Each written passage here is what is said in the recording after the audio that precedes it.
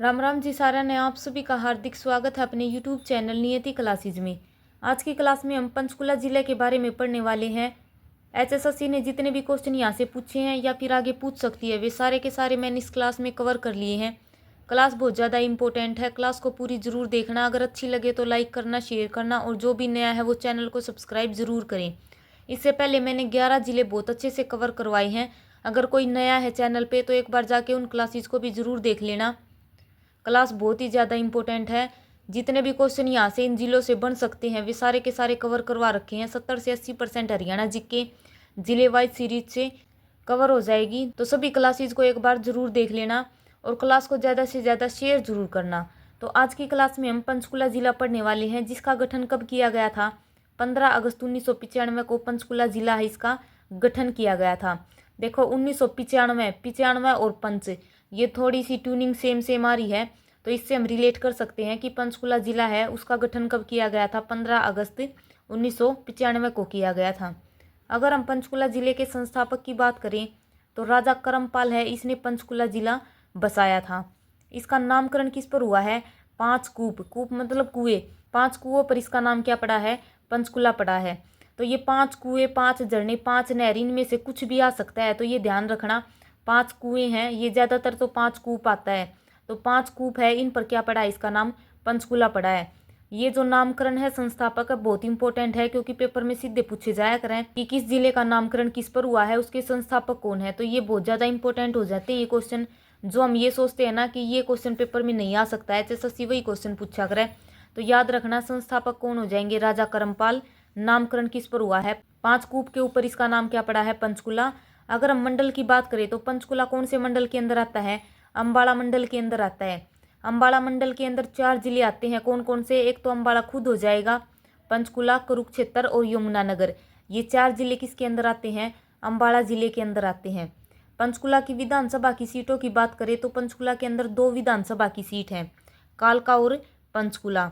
एक जो चरखी दादरी जिला है उसके अंदर भी 2 ही विधानसभा की सीट है, एक तो चरखी दादरी और एक बाडड़ा।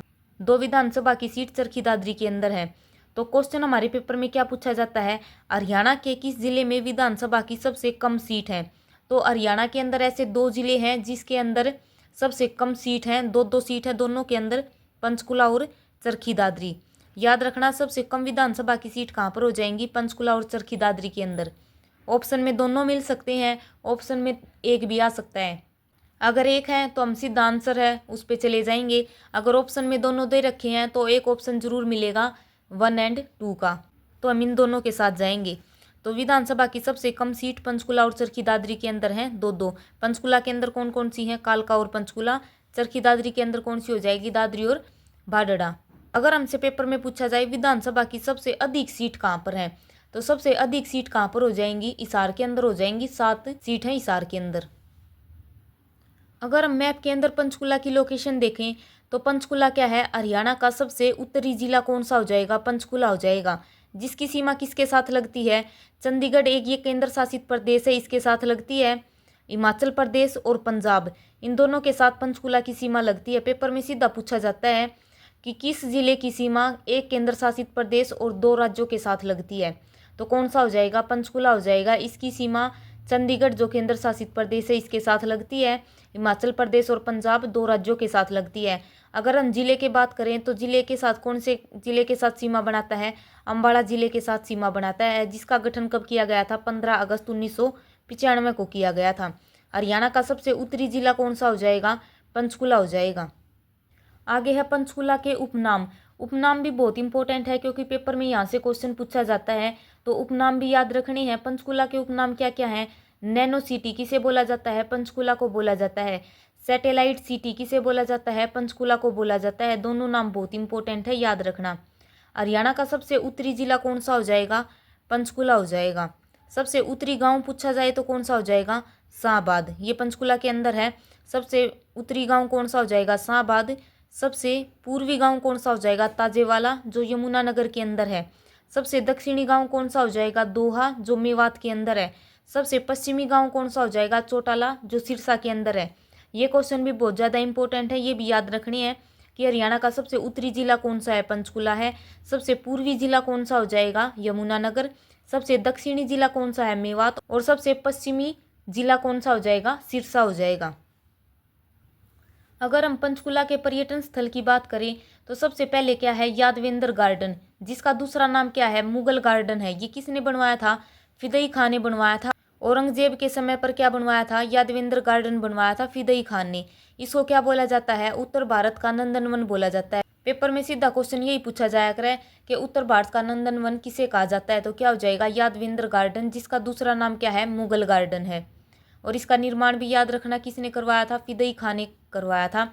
जो आम मेला है वो भी कहाँ पर लगता है, यादवेंद्र गार्डन के अंदर लगता है आम मेला, पिंजौर के अंदर। एकमात्र हिल स्टेशन कहाँ पर है, मोरनी की पहाड़ियाँ। ये हरियाणा का एकमात्र हिल स्टेशन है। मोरनी हिल्स कहाँ पर पड़ता है, ये पंचकुला के अंदर पड़ता है। कालका देवी का मंदिर, ये भी कहाँ पर है, पंचकुला के अंदर है। भीमा देवी का मंदिर बहुत इंपॉर्टेंट है। भीमा देवी का मंदिर कहाँ पर है, पंचकुला के अंदर है। और इसको क्या बोला जाता है, उत्तर भारत का खजुराहो बोला जाता है। भीमा देवी मंदिर बहुत इंपॉर्टेंट है। इसी तरह एक और मंदिर है, भीमेश्वरी देवी का मंदिर, वो कहाँ पर हो जाएगा, वो बेरी झज्जर के अंदर है। ये है भीमा देवी का मंदिर, पंचकुला के अंदर। रेड बिशप पर्यटन स्थल भी कहाँ पर है, पंचकुला के अंदर है। लेकिन रेड रोबिन है वो कहाँ पर है, तो हमने कमेंट करके बताना है, क्योंकि मैंने ये क्वेश्चन बताया था जब मैंने रेड रोबिन पढ़ाया, तब मैंने ये बताया था कि रेड बिशप कहाँ पर है, पंचकुला के अंदर है। तो अब मैं रेड बिशप बता रही हूँ, पंचकुला के अंदर है, तो हमने ये बताना है कि रेड रोबिन किस जिले के अंदर स्थित है। मनसा देवी का मंदिर, ये भी कहाँ पर है, पंचकुला के अंदर है। टिक्करताल झील, ये भी कहाँ पर है, पंचकुला के अंदर है। बहुत इंपॉर्टेंट है, पेपर में पूछी गई है। टिक्करताल झील कहाँ पर है, पंचकुला के अंदर है। आगे है, पंचकुला के अंदर कौन कौन से प्रजनन केंद्र हैं। तो प्रजनन केंद्र की बात करें तो फीसेंट प्रजनन केंद्र कहाँ पर स्थित है, मोरनी के अंदर है। बहुत इंपॉर्टेंट है, पेपर में एक प्रजनन केंद्र से क्वेश्चन जरूर पूछा जाया करे। तो फीसेंट प्रजनन केंद्र, तीतर प्रजनन केंद्र, ये दोनों कहाँ पर हो जाएंगे, मोरनी पंचकुला के अंदर है। अगर हमसे यहाँ से पूछा जाए काला तीतर प्रजनन केंद्र, वो कहाँ पर हो जाएगा, वो कुरुक्षेत्र के अंदर हो जाएगा। अगर काला तीतर पर्यटन स्थल पूछा जाएगा तो सिरसा आंसर हो जाएगा। तो 3 क्वेश्चन यहाँ से बनते हैं तीतर से, याद रखना। तीतर प्रजनन केंद्र कहाँ पर है, मोरनी पंचकुला के अंदर है। काला तीतर प्रजनन केंद्र कहाँ पर हो जाएगा, कुरुक्षेत्र के अंदर। फीसेंट प्रजनन केंद्र भी कहाँ पर है, मोरनी के अंदर है। गिद्ध संरक्षण और जटायु संरक्षण प्रजनन केंद्र मोस्ट इंपॉर्टेंट है। एनटीए ने सीईटी प्री के पेपर में ये क्वेश्चन पूछ रखा था कि जटायु संरक्षण प्रजनन केंद्र है, इसका गठन कब किया गया था, 2001 में किया गया था। गठन याद रखना, क्योंकि पहले पेपर में पूछा जा लिया तो आगे भी पूछ सकते हैं। गिद्ध संरक्षण जटायु संरक्षण प्रजनन केंद्र 2001 में इसकी स्थापना कहाँ पर की गई थी, वीर शिकारगा वन्य जीव अभ्यारण्य है, इसके अंदर बना रखा है ये गिद्ध संरक्षण और जटायु संरक्षण प्रजनन केंद्र। रेड जंगल फाउल प्रजनन केंद्र, ये भी कहाँ पर है, पंचकुला के अंदर है। तो ये 4 प्रजनन केंद्र है, पंचकुला के अंदर स्थित हैं, चारों याद रखनी है। फीसेंट प्रजनन केंद्र, तीतर प्रजनन केंद्र, मोरनी पंचकुला के अंदर है। गिद्ध संरक्षण और जटायु संरक्षण प्रजनन केंद्र, रेड जंगल फाउल प्रजनन केंद्र, ये चारों कहाँ पर हो जाएंगे, पंचकुला के अंदर हो जाएंगे। और जो प्रजनन केंद्र हम उनको भी यहाँ पर रिवाइज करते हुए चलेंगे। कुरुक्षेत्र के अंदर 2 हैं, काला तीतर प्रजनन केंद्र, मगरमच्छ प्रजनन केंद्र, दोनों कहाँ पर हो जाएंगे, कुरुक्षेत्र के अंदर हो जाएंगे। जो मगरमच्छ प्रजनन केंद्र है बोर सैदान के अंदर है, एग्जैक्ट जगह याद रखनी है। यमुनानगर जिला पढ़ा, तब कौन सा पढ़ा था, हाथी पुनर्वास व प्रजनन केंद्र कहाँ पर पढ़ा था, बसंतौर यमुनानगर के अंदर था। बकरी प्रजनन केंद्र कहाँ पर है, लोहारू भिवानी के अंदर है। ऊंट प्रजनन केंद्र कहाँ पर हो जाएगा, सिरसा के अंदर हो जाएगा। सजावटी मछलियों के लिए प्रजनन केंद्र कहाँ पर खोला गया है, झज्जर के अंदर।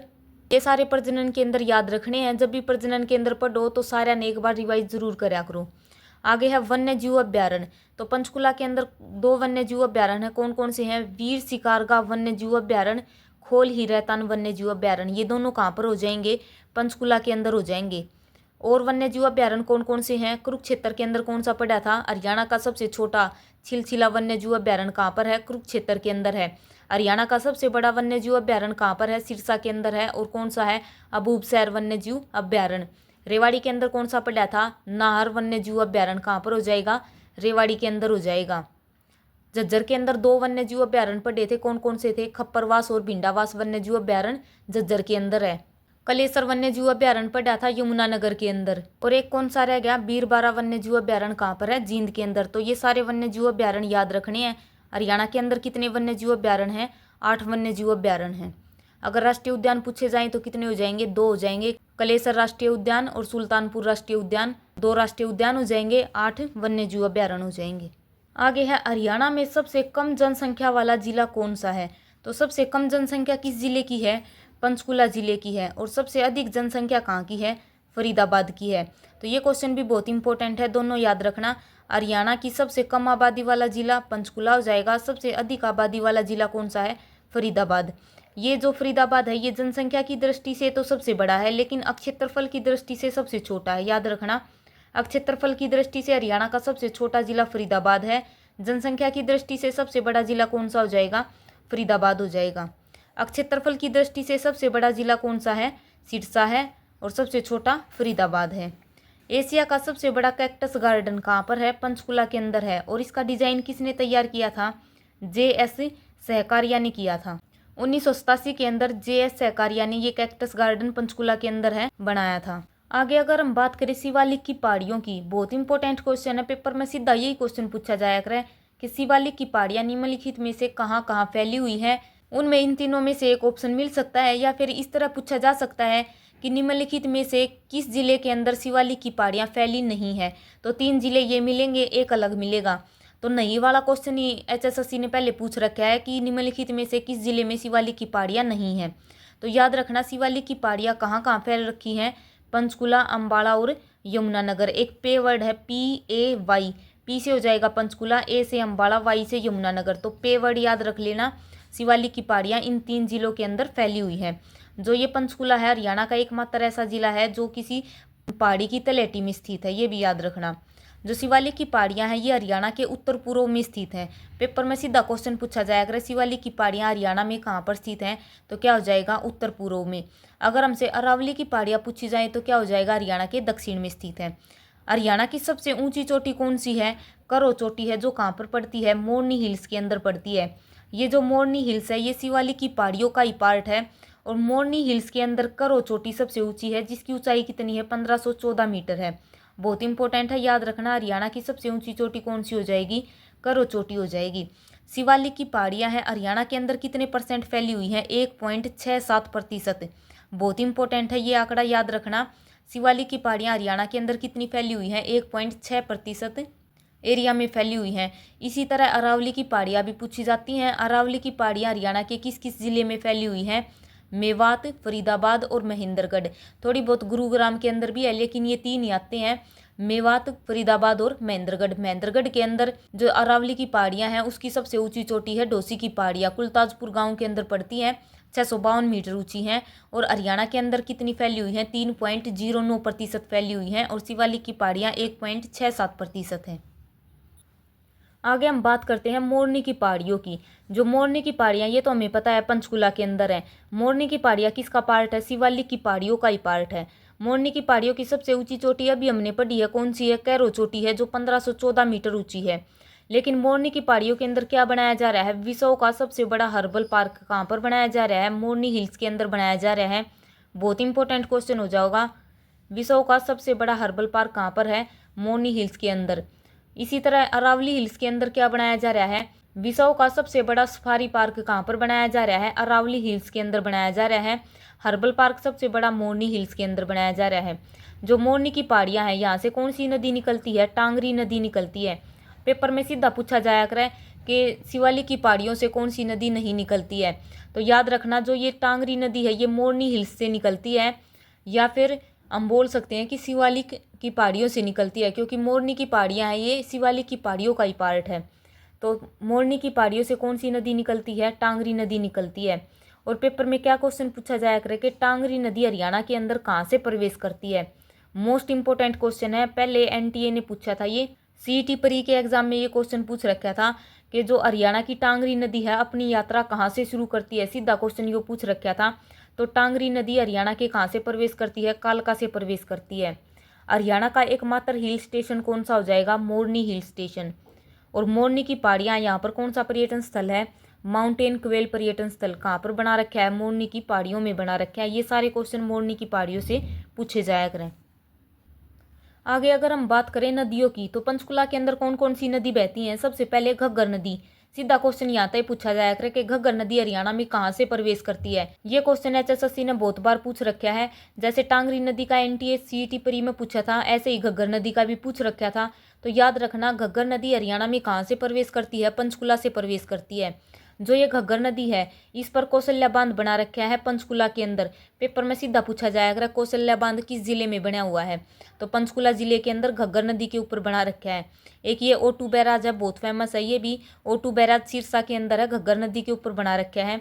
अगर हम घग्गर नदी के उद्गम स्थल की बात करें तो डागसी की पहाड़ियों से कौन सी नदी निकलती है? घग्गर नदी निकलती है। घग्गर नदी से ये सारे क्वेश्चन पूछे जाया करें।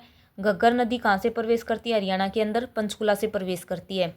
जो ये टांगरी नदी है, ये हरियाणा के अंदर कहाँ से प्रवेश करती है? कालका से अपनी यात्रा शुरू करती है।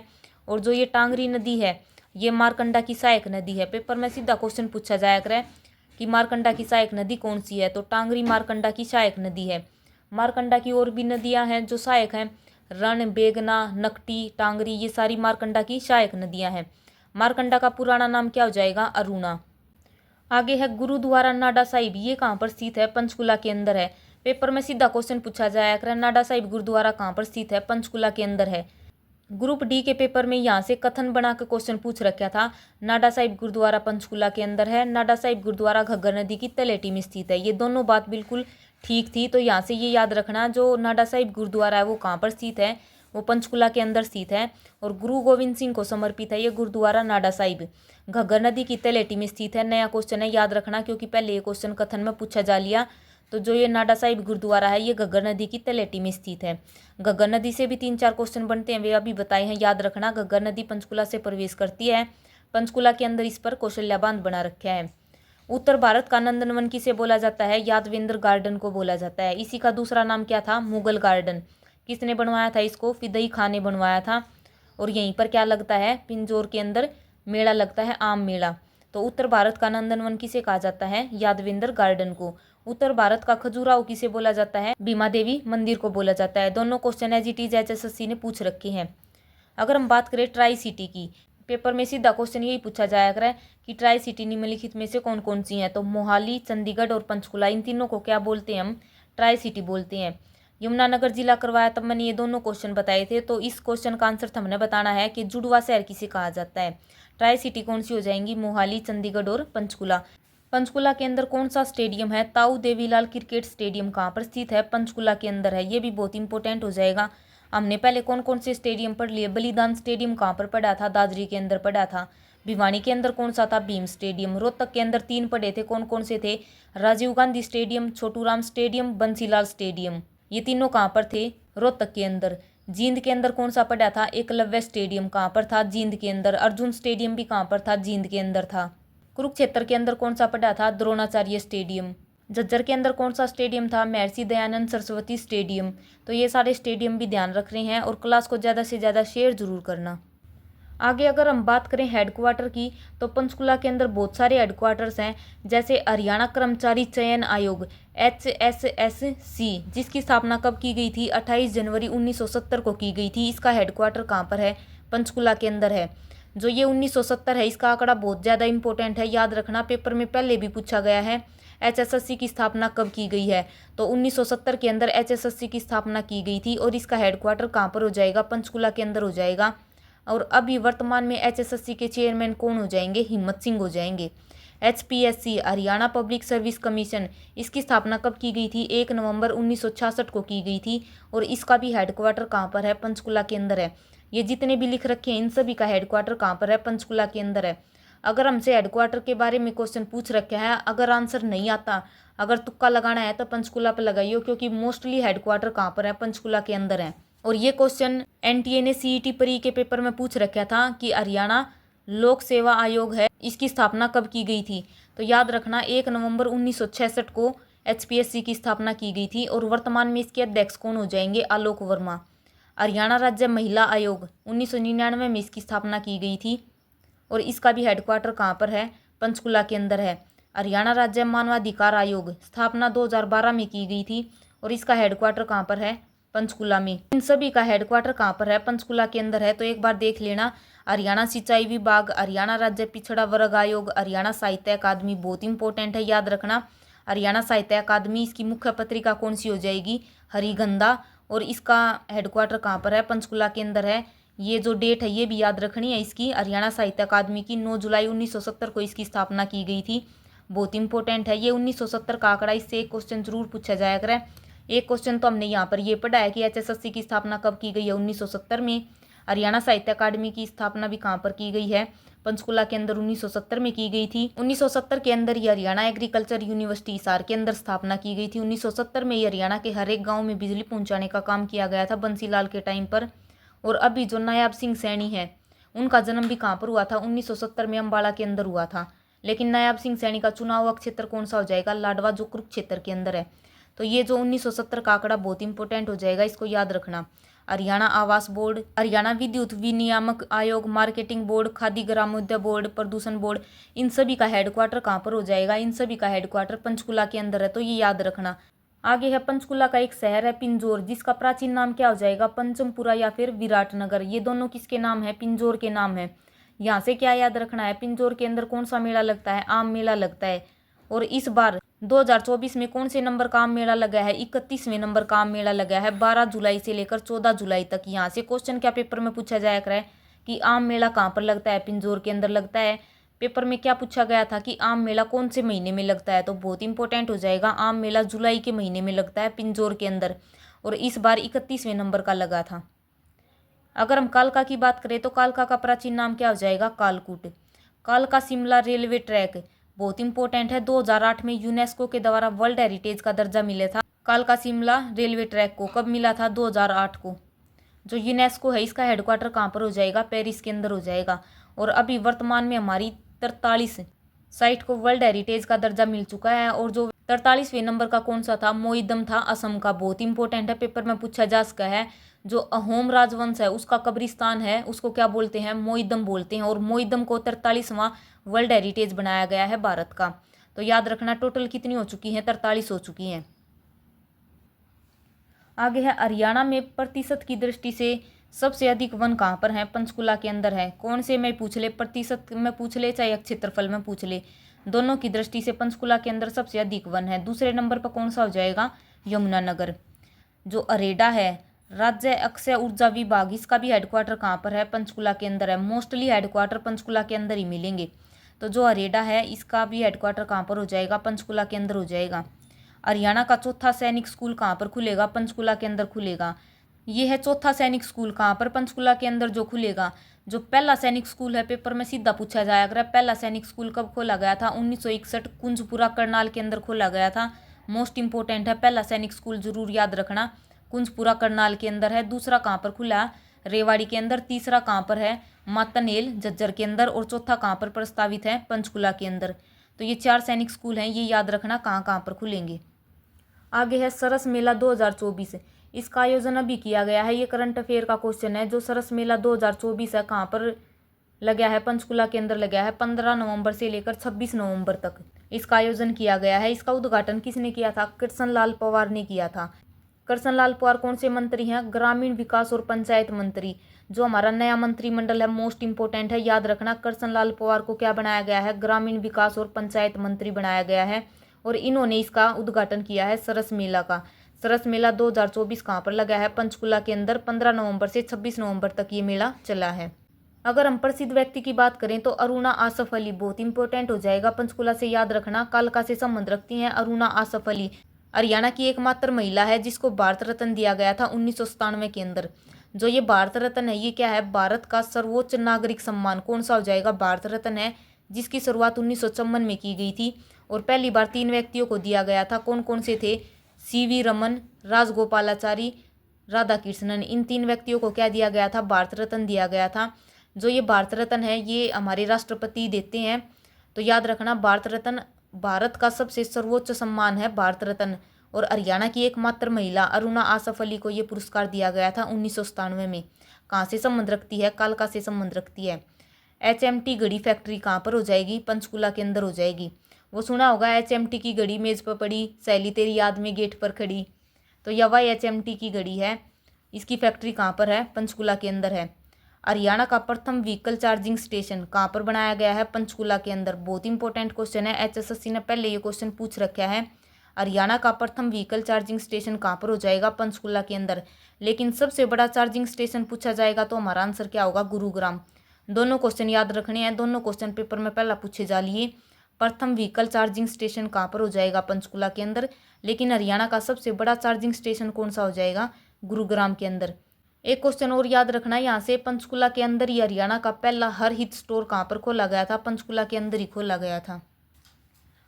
आगे है अंतर्राष्ट्रीय सेब मंडी कहाँ पर खोली जाएगी? पंचकुला के अंदर खोली जाएगी। बहुत इंपॉर्टेंट है ये क्वेश्चन। अंतर्राष्ट्रीय सेब मंडी पंचकुला के अंदर।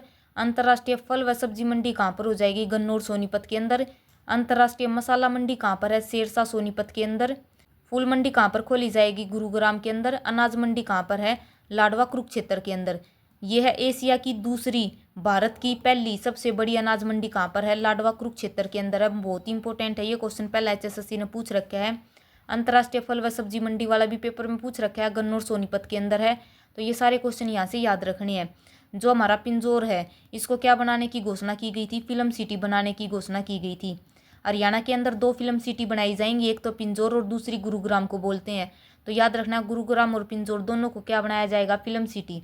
तो ये थी जी आज की हमारी क्लास कैसी लगी कमेंट करके ज़रूर बताना। ज़्यादा से ज़्यादा क्लास को शेयर जरूर कराया करो, बहुत ज़्यादा टाइम लग गया है क्लास बनाने में। अगर चाहो कंटिन्यू क्लासेस चाहिए हैं तो इन्हें ज़्यादा से ज़्यादा शेयर कराया करो। धन्यवाद।